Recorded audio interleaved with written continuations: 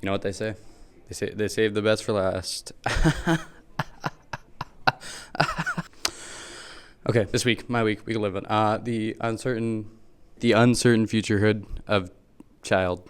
The uncertain future of childhood. Yeah. So yeah, throughout this video, we're gonna look at these 5 interconnected areas of child and youth studies. And yeah, it's a new day. I ran out of video lab time the last time, so I picked this dude, Jordan Shapiro.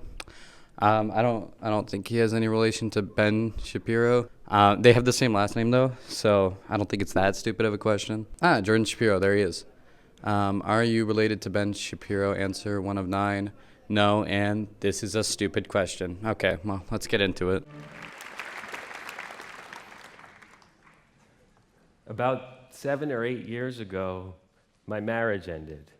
Awesome opening, by the way. My wife and I split up. Let's skip ahead a bit. No, we need to teach them to be creative and artistic and active in a digital world. Okay, let's talk about what he just said. So, Mr. Not Ben Shapiro here emphasizes that childhood and learning environments are evolving.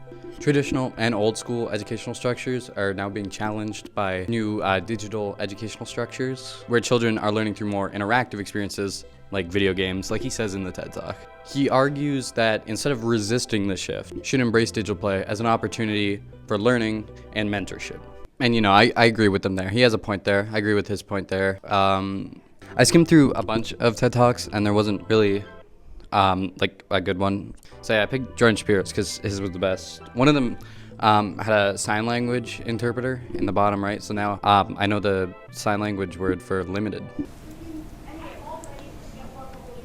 But I found this one guy who was a middle school teacher. And missing pieces to the puzzle.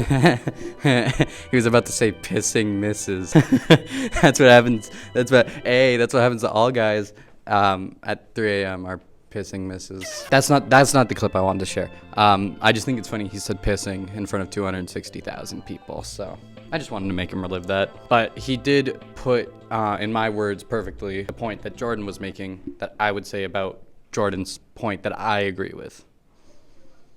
When we remember 2 things. Number 1, as schools and educators, our responsibility is to do what's best for our students.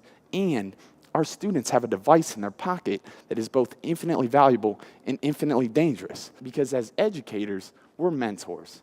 And that means it's our obligation to prepare students for the challenges of being digital natives. To add on to this here, what he's saying is that education should not be restricted by screen time or enforcing old school learning models, which he also talked about. It's about mentorship and teaching kids to be creative, active, and the third one, in a digital world. Teaching them the good and the bad so they can make decisions for themselves. And if we want the next generation to succeed, we need to start embracing digital literacy.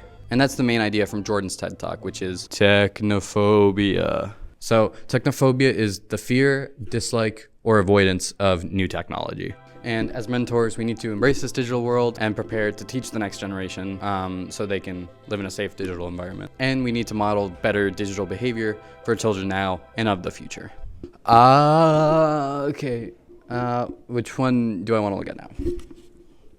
Material culture of childhood. I'm going to start by paraphrasing a quote from Jordan's TED Talk. Wooden toys, family dinners, Barbie dolls, each belongs to a specific era. Childhood trends, they come and go. Before the 19th century, there were no playgrounds, sandboxes, or jump ropes. The childhood you're trying to preserve was a fleeting moment of the industrial era. Clinging to the past doesn't help children. They need guidance to navigate the future, just as we teach them to cross the street safely. Education is evolving, and so is childhood itself. As Jordan Shapiro argues here, digital spaces are now central to how children socialize and how they learn, and how they navigate through the world. And instead of resisting this shift, we should be recognizing it as a step of natural evolution. And it's one shaped by the material culture of childhood. So yeah, this links to the rise of children's techno toys in the early 2000s. Yeah, techno toys in the early 2000s that were mentioned in lecture. These type of toys kind of blurred the lines between digital and physical type of play. From Plowman et al., so this is from the lecture here. Rather than abandon their playmates to isolate themselves with a toy, children take the techno toy to the playground or try to reach the outside group of players The toy is thus used as a way of being enrolled or enrolling others. Jesus, dude, that thing is so... What is that? That thing is so scary. I actually started Pissing. And this idea here connects directly to the modern digital world and for the future. Social media and video games and online platforms aren't isolating kids. They're expanding their communities. Think of Roblox. And a good example here is the Game Boy. So they came out with 3 versions: red, yellow, blue. Each version had their own Pokemon. So you'd have to find someone with another Game Boy, connect your Game Boys, and trade the Pokemon and catch them all. And the rise of these techno toys in the early 2000s were just the beginning. What we're seeing for the future of childhood is that these online platforms will function as social and educational ecosystems where kids develop skills, form relationships, and be involved in worlding by shaping their own environment. And as mentors for future childhood, we can't stop that. We might be scared of that, but the best we can do is teach them the good, the bad, let them choose on their own, and teach them digital literacy to make sure they won't make mistakes, and support them the best we can. Tree left, okay. I don't know what that one means yet. I definitely want to save that one for last. That leaves...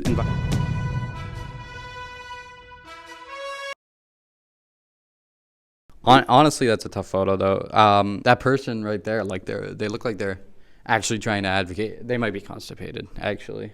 And this girl, like perfectly candid, on her hand, it says "Our Future" on it. So, okay, new TED Talk. This Ben Shapiro guy doesn't really step into environmental concerns as much as I'd like to, but I'm able to incorporate some of his ideas to connect to the bigger picture. But I definitely want to touch on environmental concerns. Okay, let's find a tech talk. Yeah, that one looks good, yeah. How old is she? She's 7. She's a 7-year-old climate change advocate with her own TED Talk, so that's great. Yes, I can pronounce pandemic. I can spell it too. I can spell pandemic too. PENDICMENT. Hundreds of children suffer from breathing disorder even before they reach my age. And it makes me unsure about our future. So, yeah, I had to fact check this, and it wasn't because of it was because of her age, yeah. And yeah, she's right. In India, there are hundreds of kids who suffer every year from, and I actually lied to you, it's 400,000 peer-reviewed kids below 5 dying every year of easily treatable ARI illnesses. Yeah, that's not good. So yeah, 7-year-old knows what she's talking about. Okay, let's loop back to the Shapiro talk. The main thing he talks about is mentorship over restrictions. This is basically his whole TED talk, and the same logic can be applied here to youth and climate activism. Instead of dismissing these young voices, policymakers should mentor and support these voices, and support them as active participants in environmental policies. All the maths, history, science, and other subjects will not help if we do not have a sustainable planet to live on. Yeah, climate change is a big thing, and it's only continuing to worsen. From the United Nations, the world is now warming faster than at any point in recorded history. From the NASA, the effects of human-caused global warming are happening now, are irreversible for... Irreversible? Do you know what that means? We can't go back. That's not good, guys. That's really not good. Things are very likely to worsen in the next decades. But scientists argue that urgent action can still limit the worst effects of climate change. Like, dude, all you want is money. You're old. You're going to die, and everyone is going to die. But that does not mean you make the world a worse place for your children to live in. Another way we don't end up in a heavily polluted future is educating communities on the long-term effects of pollution. And what Samadrita and I emphasize is child mortality, to try and urgently get that message out there. Our governments and organizations should recognize that our children and youth are the ones who are most affected by climate change, since they will be the ones in the future.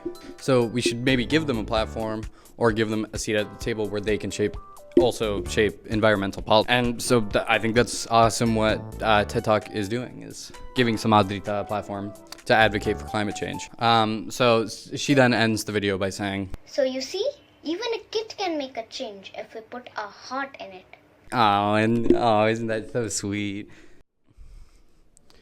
I ordered wings like 30 minutes. First, let's understand the term body-mind difference. This is mainly for me. The term body-mind refers to the integrated and inseparable relation between, you guessed it, the body and the mind. And it sort of views them as their own distinct entities. This perspective is pretty relevant when considering the impact of digital engagement on child's development. For instance, concerns about screen time often focus on physical health implications. But it's essential to recognize how digital play can simultaneously stimulate cognitive growth and emotional growth. So by involving this approach, we can understand that activities involving technology can be beneficial, nurturing both physical and mental aspects of a child's well-being.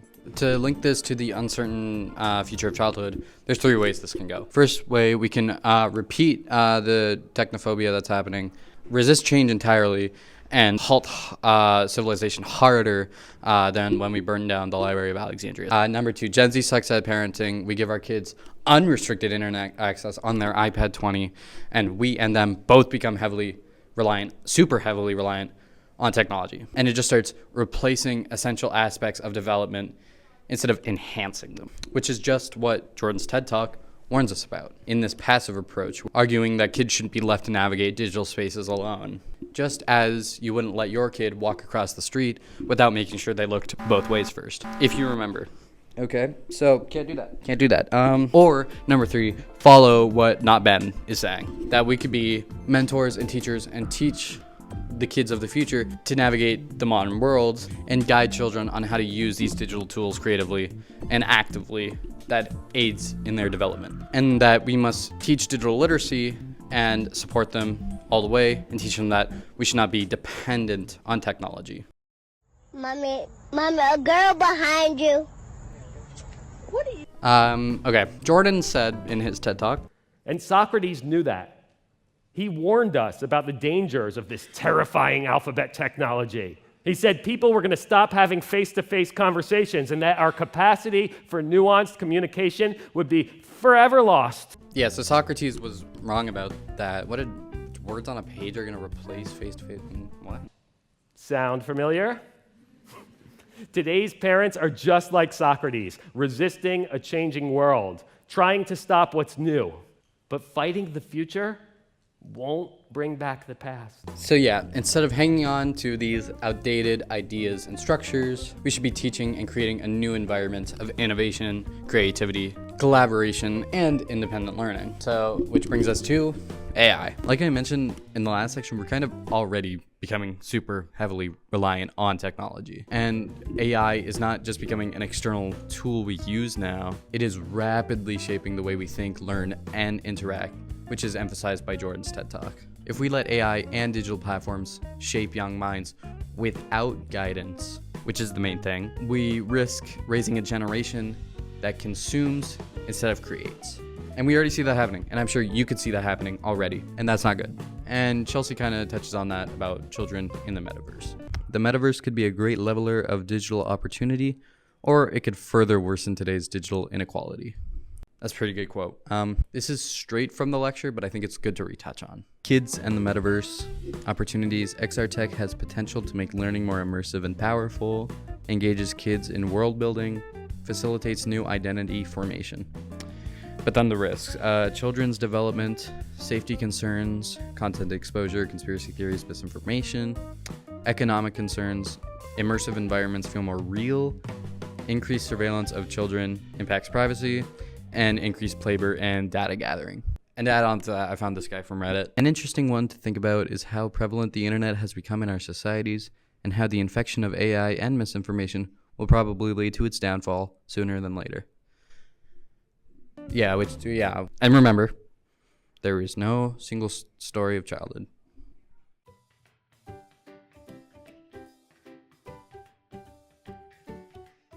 And now, if you don't mind, I am going to get my pita pit that I deserve because I spell pandemic right.